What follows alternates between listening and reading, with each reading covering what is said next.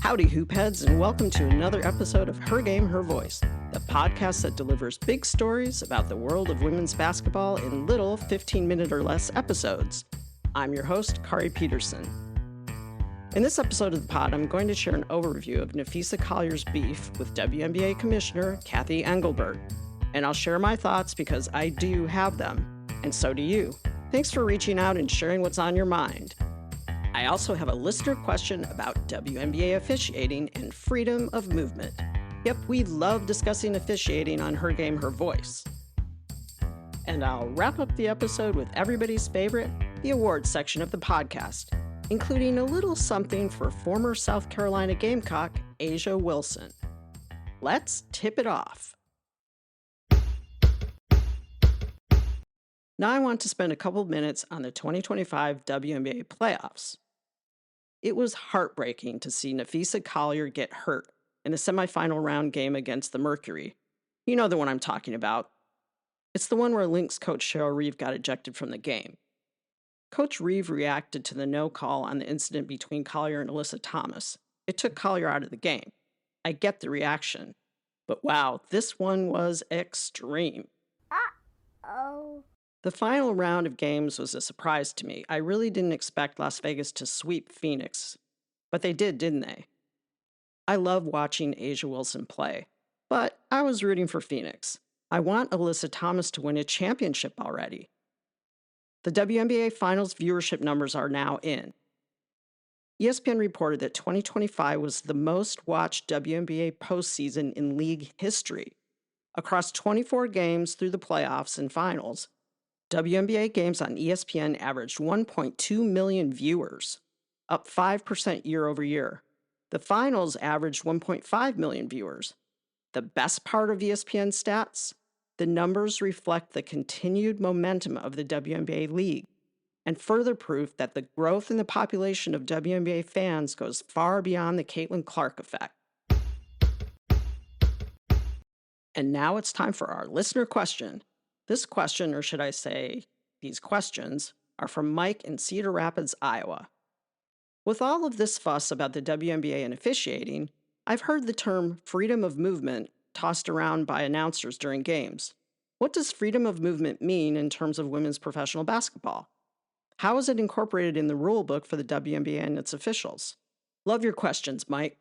Freedom of movement is a big concept in modern basketball. And in the women's pro game, it's especially important. Even if you only watched a couple games this season, you probably heard an announcer mention freedom of movement. Enforcing this rule seemed to be one of the primary issues regarding officials and inconsistent calls. So let's break it down in the context of the WNBA. What does freedom of movement really mean? In basketball, freedom of movement basically means that players should be able to move, cut, drive, run through screens, without getting grabbed, bumped, or body checked like they're in a hockey game. On offense, that means a player has the right to go where they want on the floor without being rerouted by a defender's arm, hip, or oops, didn't see you there, shove. And defensively, it means you can't be held or hooked when you're trying to stay in front of someone or contest a shot. The idea is simple. The game of basketball should flow. It should be about skilled play, not hip checking and wrestling matches in the paint. But fun fact, the WNBA rulebook doesn't actually even say the words freedom of movement anywhere. Wait, what? Anybody else think that's weird? It's like, hi ref, here's the WNBA officials rulebook. Read it, and then you can go call the game. Oh, and one more thing. And it isn't written down anywhere in the book, but there's this thing called freedom of movement, and it's really important to watch out for. So keep that in mind while you're officiating the game. Good luck. The folks who write the rules for the WNBA say the concept of freedom of movement is built into things like the rules about illegal contact. And every season, the league sends out what they call points of emphasis to officials. It's basically a reminder list of what to crack down on. And lately, freedom of movement has been high on that list. It's just not actually written into the official rule book. Like I said before, the idea or goal of freedom of movement is about keeping the game flowing, letting players play, and making sure talent gets to shine without bumping, blocking, and grabbing, slowing things down. Thank you for your excellent questions, Mike. Do you have a question for me? please send me an email at hergamehervoice@gmail.com. And now for a segment called, "Oh, Cathy, what are we doing here?" Unless you've been living under a rock, and if you have, no judgment, go ahead and live your best life. You've probably seen the headlines. Napheesa Collier versus WNBA Commissioner Cathy Engelbert.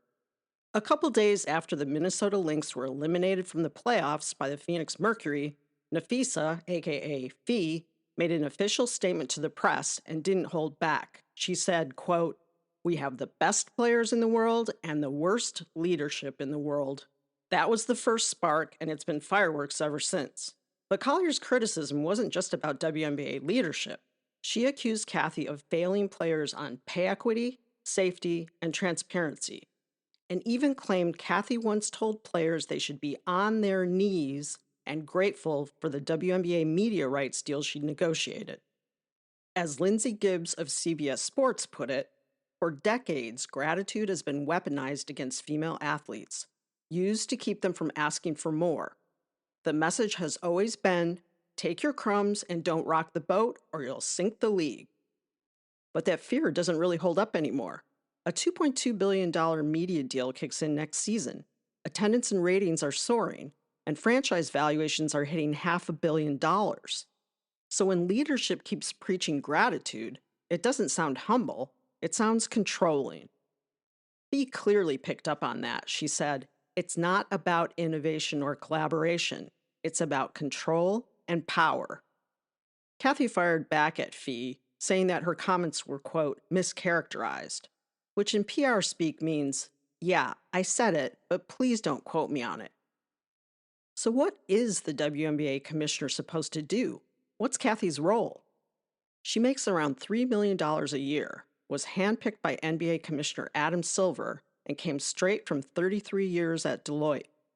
Her job is to grow the game and empower players. But right now, the only thing growing is frustration. Lots of people are weighing in on this feud, like ESPN's Stephen A. Smith. He said, quote, "Cathy is impeding the progress of other women." And Stanford alum Roz Gold-on-Woody said, "Fee is playing chess, not checkers, because Fee is being strategic in her communication.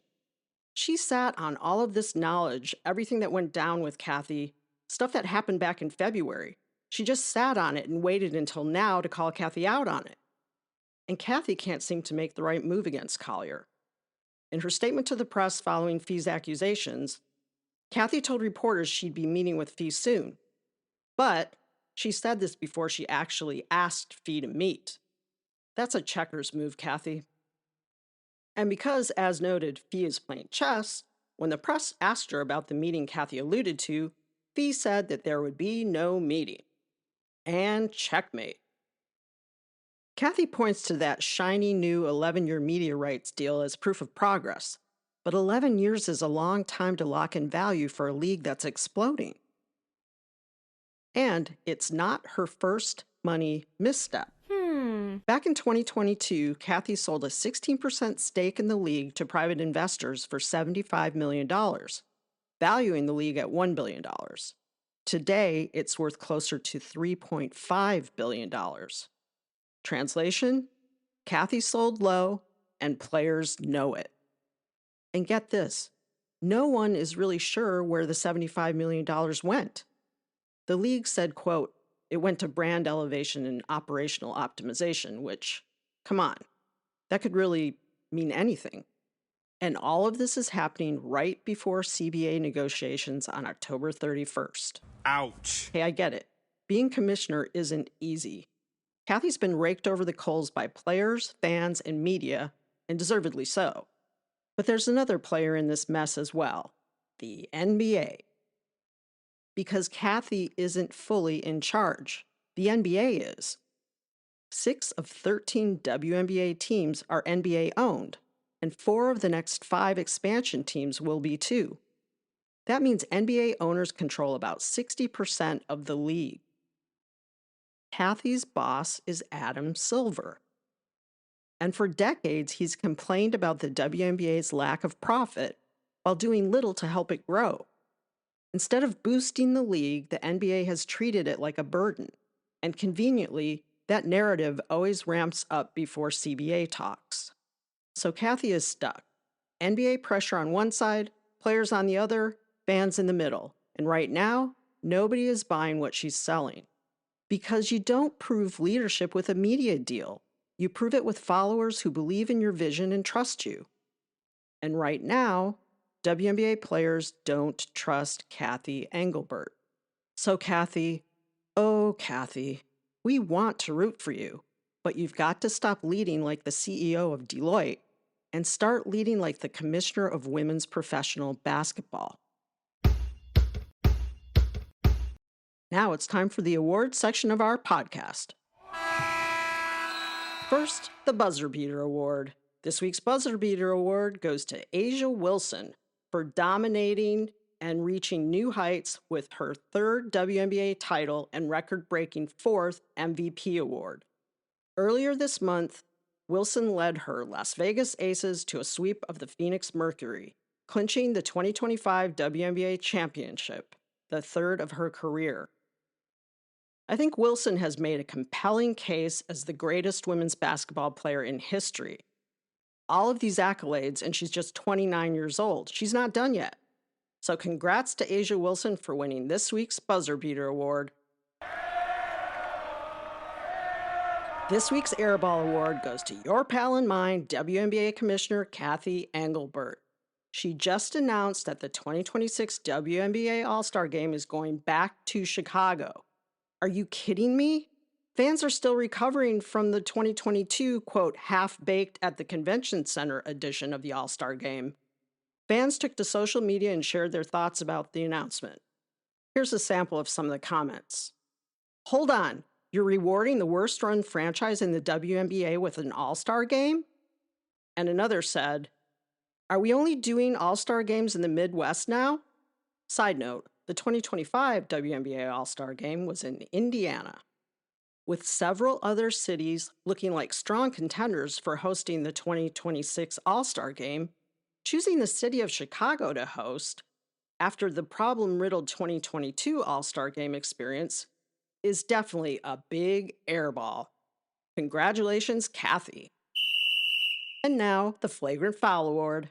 This week's Flagrant Foul Award goes to the brand new WNBA franchise, the Portland Fire, and their front office. Here's what happened. The team, one of two WNBA expansion franchises set to debut in 2026, accidentally leaked their own big news. They shared on LinkedIn that they'd hired Alex Saruma, that's how Google told me to pronounce it anyway, as their head coach, and then promptly deleted the post. Nice. Front Office Sports' Annie Constable later confirmed that yes, the Fire do plan to officially announce Saruma soon, once the contract details are finalized. But like my grandma used to say, the cat is already out of the bag. Who is Alex Saruma? Good question.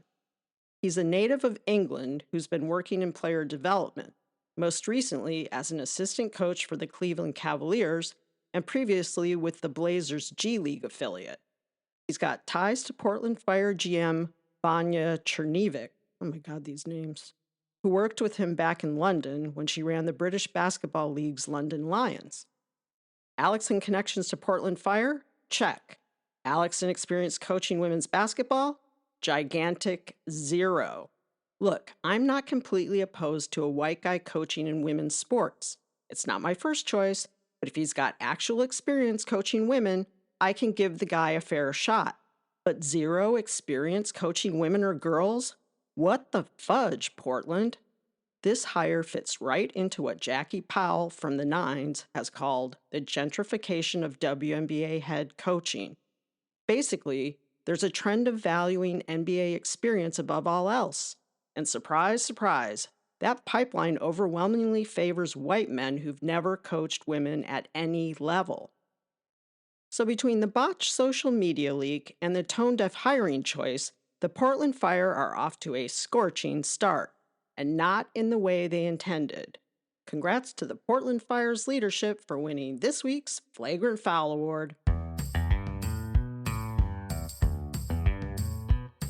I'm Kaari Peterson, and you've been listening to Her Game, Her Voice. Want more?